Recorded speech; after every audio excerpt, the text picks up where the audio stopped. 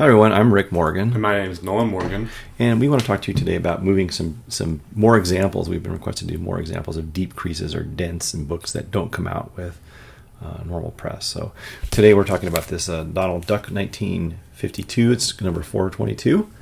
And this book had some really deep creases in it that couldn't get out from normal pressing. And so a friend of mine asked me to take a look at this. Here are the creases we're talking about. I'll show you the entire cover. And now I'll show you both of these deep creases that we're talking about.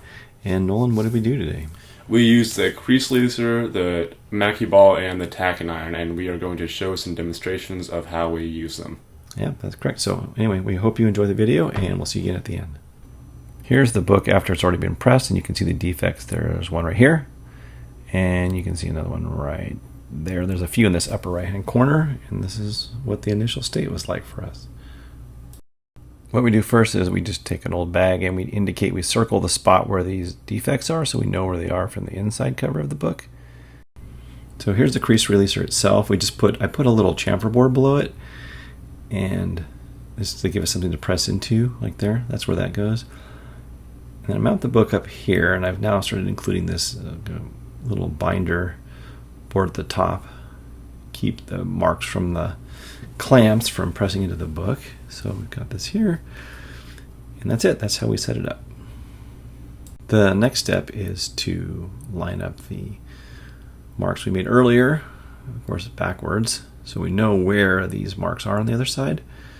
So orientation is important. There's one right there, so we just sort of remember that spot. It's in that little corner. That's where we go to work on it first, initially with the tacking iron. So we just take the inside of the book. I put a little bit of either parchment or silicone release paper here, and usually work it in little circles or a figure eight.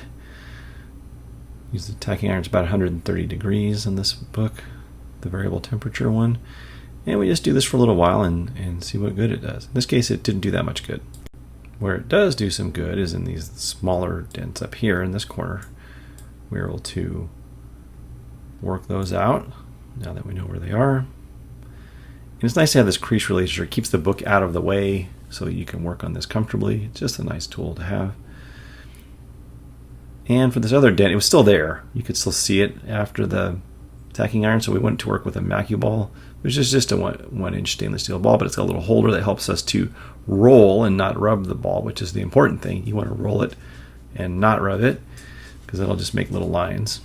And we do that for a while, usually in a figure eight pattern, or little circles, so that it doesn't make, we don't want to go straight back and forth, or it makes little lines that you can see later. So we're done. We just normal press the book like normal. This was 160 degrees for 600 seconds between a couple of these aluminum plates, which by the way, all of this stuff is available at immaculatecomics.com. Here's the book. So let's take a look. Let's see what we got here. Here's the after. There's this upper right hand corner, and then you can see you can still see where it was, but it's pretty flat and a lot less obvious than it used to be. And then we'll do some before and after pictures here next. It's a pretty nice looking book for being 75 years old, I think. Here's the first dent. You can still see where it was, and I think in both cases you'll still be able to see where these defects were, but you can notice that they are, much less obvious than they used to be in any case. And here's the second one, pretty much the same story. You can see where they were, but they're less obvious than they used to be. So that makes it a success story to me. So to wrap this up, it's just me, Rick, here now. My helper, Nolan, has gone off to make some top ramen and play Rainbow Six Vegas and no longer wants to participate in this video. So it'll be just me signing off and saying, I hope you enjoyed the video, and you can check out these products at our website, immaculatecomics.com. Take care, bye-bye.